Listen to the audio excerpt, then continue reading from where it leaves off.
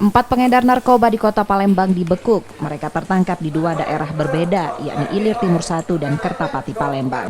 Pengungkapan satu tersangka bermula ditangkapnya dua orang pengedar narkoba oleh Polsek Ilir Timur 1. Polsek IT 1 lalu berkoordinasi dengan Satres Narkoba Polrestabes Palembang dan menangkap satu tersangka lainnya dengan barang bukti 1 ons sabu-sabu. Tidak terhenti di situ, petugas kembali mengembangkan tersangka lainnya. Satu tersangka lain ditangkap Polsek Kertapati Palembang dan mendapatkan barang bukti 1 ons dan 233 butir pil ekstasi.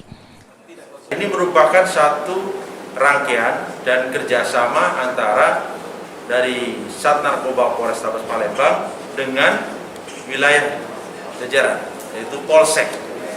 Yang pertama kita ungkap dari Polsek IT 1, tersangka atas inisial AA dengan barang bukti sabu sebesar 1 on.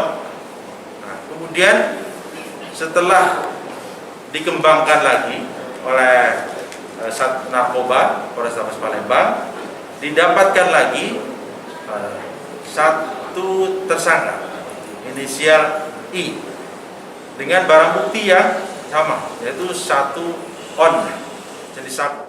Dari penangkapan itu, polisi menyita 300 gram narkoba jenis sabu dan 233 butir pil ekstasi.